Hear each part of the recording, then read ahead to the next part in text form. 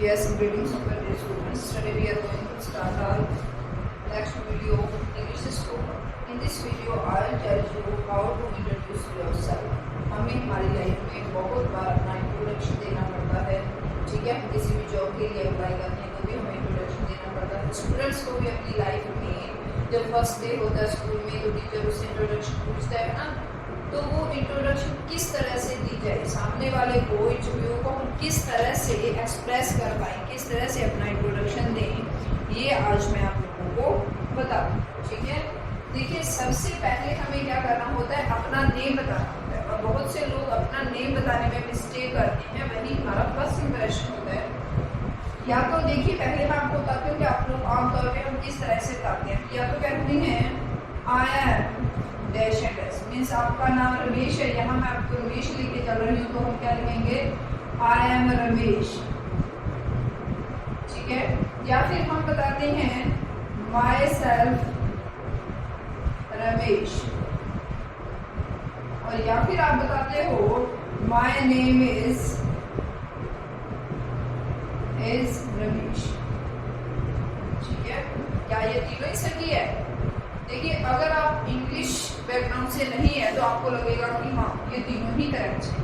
वो जो मोस्टली लोग यूज करते हैं वो कहते हैं माई सेल्फ रमेश। बट जब अगर आप किसी जॉब के लिए अप्लाई कर रहे हो तो इसमें आपका इंप्रेशन जो है वो अच्छा नहीं है। ये ग्रामेटिकली ये करेक्ट नहीं। जो कॉलोक्वियल इंग्लिश है ना, आपने कहते हैं कि आमतौर पे बोल जाती भाषा होती है, उसमें ये करेक्ट है, सही है। बट आपको ग्रामेटिकली आपको सही नहीं माना जाएगा। किसमें सही माना जाएगा? आई एम रमेश। या तो आप ये कहो अपना इंट्रोडक्शन स्टार्ट कर देना ही, या फिर आप कहो कि माय नेम इज रमेश। चलिए, फर्स्ट लाइन तो हो गई हमारी कि हमें फर्स्ट लाइन में किस तरह से अपना नेम बताना है। सेकंड आपको क्या बताना होता है? सबसे पहले तो यहाँ अपना नेम बताना होता है फर्स्ट पॉइंट में, और सेकंड पॉइंट में देखिए हमें क्या बताना होता है। सेकंड पॉइंट में आपको बताना होता है फ्रॉम, कि आप कहाँ से हो, ठीक है। तो ये आपको कैसे बताना है? I am Ramesh from, direct बता सकते हो, ठीक है। कैसे बता सकते हो? My name is Ramesh from Hanumangarh है तो हनुमानगढ़, ऐसे बता दो। या तो my name is Ramesh from Hanumangarh, ठीक है। या आप ये लिख दो माय नेम इज रमेश और ये लिख दो आई एम फ्रॉम हनुमानगढ़। या फिर आप कैसे बता सकते हो? I am Ramesh, I belong to, आप ये लिख सकते हो आई बिलोंग टू, जो भी आपका एक है, ठीक है। आप तीनों तरीके से बता सकते हो। My name is Ramesh from Hanumangarh, या फिर my name is Ramesh, I am from Hanumangarh, और my name is Ramesh, I belong to Hanumangarh. ये तीनों तरीके से बता सकते हो। फिर और आप कैसे बता सकते हो? अगर आप थोड़े से अच्छे और लेवल पे जाना चाहते हो तो आप कहोगे, जैसे मैं कहूँ I am Balvinder Kaur, I belong to Masruwala district, Hanumangarh, Rajasthan, ठीक है। तो आप अपने विलेज के साथ या फिर अपने जो सिटी है उसके साथ अपना डिस्ट्रिक्ट और अपना स्टेट भी बता सकते हो। वो सबसे बेटर रहता है, क्योंकि जब आप बताओगे कि हाँ आई बिलोंग्स टू, अपना विलेज बताओगे, फिर आगे और आपको क्वेश्चन फिर से करेगा विच डिस्ट्रिक्ट और विच स्टेट, तो आपको अपना क्लियर देना है कि सामने वाला आपको रिपीट क्वेश्चन ना कर सके, ठीक है। यहाँ तक क्लियर। देखिए, थर्ड हम यहाँ मिस्टेक करते हैं।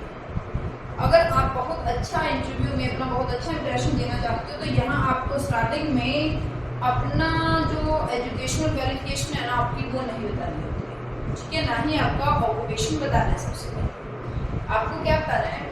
यहाँ आपको सबसे पहले अपने पेरेंट्स के बारे में बताना है। क्या आएगा? थर्ड पॉइंट जो होगा about your parents, about your parents, ठीक है। अब अपने पेरेंट्स के बारे में बताओगे तो क्या कहोगे? सबसे पहले आपको नेम बताना है पेरेंट्स के बारे में। बताते name, my father's name is, ठीक है। डायरेक्ट नहीं बताना है कि my father is mister Ramesh Kumar, नहीं। माय फादर्स नेम इज, जो भी आपके फादर का नेम है तो मैं उसी तरीके से लिख देती हूँ, माय फादर्स नेम इज। अब देखिए, या तो मिस्टर लगाओगे या श्री लगाओगे, दोनों को ध्यान से, अगर इंग्लिश में आप अपना बैड इंप्रेशन बनाना चाहते हो तो आप लोग मिस्टर लगाइए। रियल में जो मिस्टर ये इंग्लिश वर्ड नहीं है, ये फ्रेंच लैंग्वेज का वर्ड है, ठीक है। श्री लगाओगे तो भी गलत नहीं होगा, पर मिस्टर लगाओगे तो अच्छा है। मिस्टर राजू या राजवीर, कुछ भी आपका नेम है, कुमार, ठीक है। आपको पता है my father's name is mister Rajkumar, he is a farmer. इसी से आगे आप दे सकते हो, ही इज डैश, आगे का जो भी ऑक्यूपेशन है, वो फार्मर है या फिर वो डॉक्टर है, टीचर है, कुछ भी। देखिए यहाँ फादर का इंट्रोडक्शन देते टाइम आपको अपने ही इंट्रोडक्शन में ये जरूर करना है। फादर के बारे में बताते टाइम आपको दिक्कत नहीं आती। दूसरा जो आप मेन मिस्टेक करते हो, कहाँ करते हो, जब हमें देना होता है माई मदर्स नेम इज, तो आपको देना है my mother's name is Mrs Savita Kumari. अब देखिए, इससे आगे वाली लाइन में बहुत से लोग मिस्टेक करते हैं और जो अच्छे जो है वो यही पकड़ लेते हैं। आप लोग क्या कर रहे हैं, यहाँ ये वीडियो दिखाई तो दे रहा है, मतलब my mother's name is Mrs Savita Kumari. अब देखिए, सपोज दैट आपकी मदर जो है हाउस वाइफ, ठीक है, तो आप लोग क्या करते हो, हाउस वाइफ को या तो हाउस वाइफ कहते हैं या फिर होम मेकर। हम क्या करते हैं, कई बार अपने आप को कुछ अच्छा दिखाने के लिए हम हाउस मेकर लिख देते हैं, हाउस वाइफ में से हाउस रह जाता है, ठीक है, और उधर होम मेकर में से हमारे याद मेकर रह जाता है। दोनों में कंफ्यूज हो जाते हैं। या तो दोनों में से कोई एक फ्रेज को अच्छी तरह से पकड़ लीजिए, या फिर अगर दोनों को कहोगे ना कि हाँ कोई सा भी बोल दें, और जब हमें इंटरव्यूअर के सामने इंटरव्यू देना होता है ना, उस टाइम दिमाग की खिचड़ी हो जाती है ना, हो भी जाती है, इसमें बड़ी बात नहीं है, कंफ्यूजन हो जाती है हमें। तो हम क्या करते हैं, कई बार जल्दी में हम लिखते हैं हाउस मेकर,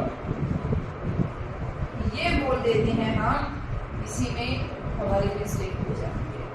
ये भी जो इंप्रेशन है ये अच्छा इंप्रेशन नहीं होता है, क्योंकि हाउस और होम में फर्क होता है। तो आपको क्या लिखना है, हाउस मेकर में देके या तो आप लोगों को लिखना है हाउस वाइफ,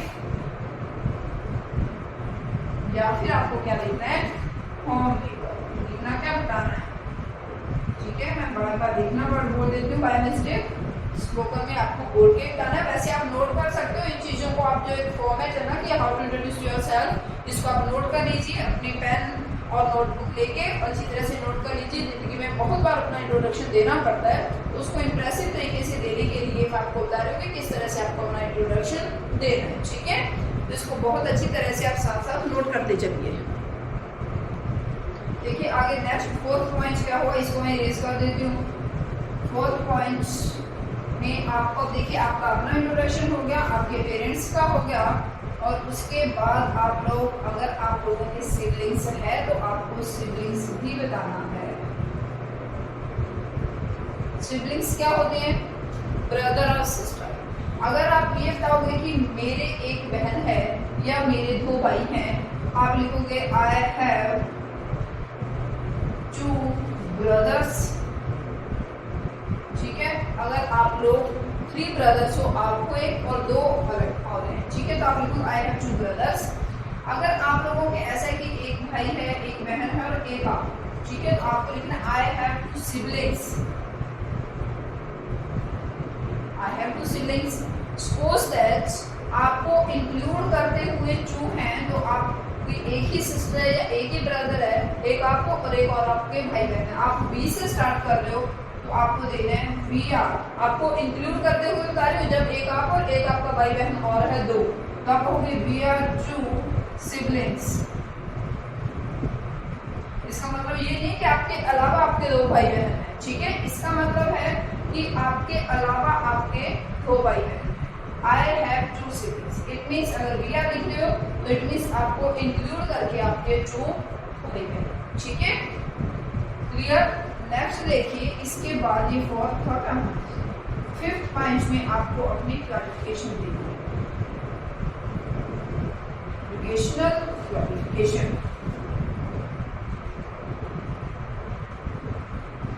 अब देखिए ये सबसे अच्छा बात है, यहाँ तक तो आपका इंट्रोडक्शन होता है। सिंपली आप अगर किसी को भी इंट्रोडक्शन देते हो, अपने रिश्तेदारी में जाते हो वहाँ भी, या फिर अपने घर पे या अपने स्कूल में, या आपका टीचर आपसे पूछता है ना, तो आपको ये नहीं बताना कि आई एम ए स्टूडेंट, वो तो आपको पता ही है, आपके टीचर को पता ही होता है वहाँ ना। अब देखिए जब आप इंटरव्यू देने जा रहे होते हैं, आपको अपनी क्वालिफिकेशन किस तरह से बतानी है। सपोज दैट आपने ग्रेजुएशन की हुई है, ठीक है, तो आप कहोगे आई एम ग्रेजुएट। क्या कहोगे, आपको मैं सभी तरीके से बता दूं, अगर आपने ग्रेजुएशन की हुई है तो आप लोग बोलोगे आई एम ग्रेजुएट।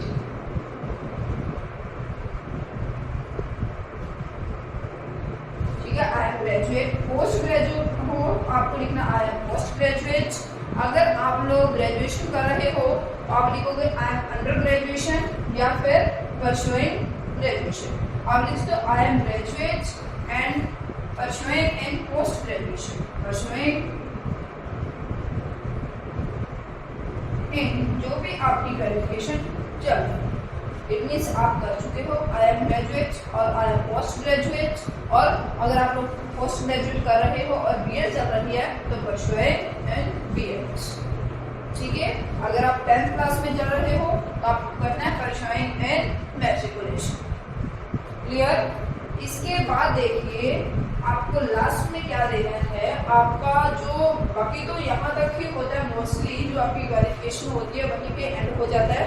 अगर आप देना चाहते हो कि आपने ग्रेजुएशन कहाँ से की है तो आप list I am graduate from, और फ्रॉम के बाद आप अपने यहाँ फ्रॉम लगा के, फ्रॉम के बाद आपने कहाँ से की है, कुरुक्षेत्र यूनिवर्सिटी से की है, महाराजा गंगा सिंह यूनिवर्सिटी से की है, या किसी भी यूनिवर्सिटी से की है, उसका आप लोग अपना नेम लिख सकते हो। अगर आपको एक्सपीरियंस है, ठीक है, आप किसी टीचिंग जॉब के लिए जा रहे हो, आपको एक्सपीरियंस है, तो उसके बाद 6 पॉइंट पे आप अपना एक्सपीरियंस शो कर सकते हो, जो भी आपको एक्सपीरियंस है।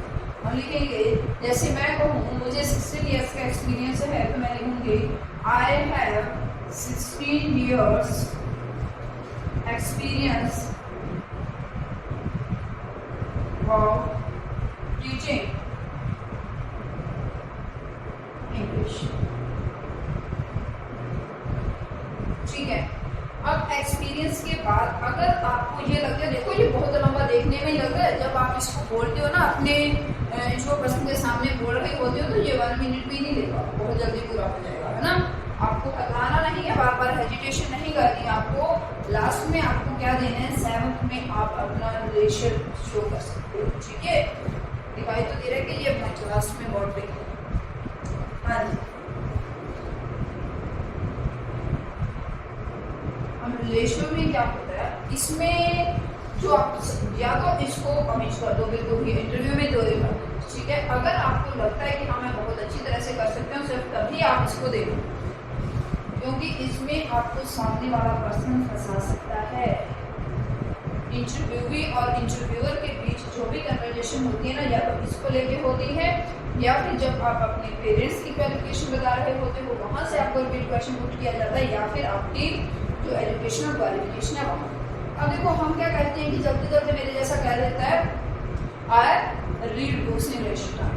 मैं फ्री टाइम में क्या करता हूँ, बुक्स रीडिंग करता हूँ, और वहाँ से आगे से बहुत सारे क्वेश्चन आ जाते हैं। इस पॉइंट को बहुत अच्छी तरह से रिप्लाई करना है, जिसमें आपसे अगर रिपीट क्वेश्चनिंग होती है तो आप बहुत अच्छी तरह से उसका रिप्लाई कर सकते हो।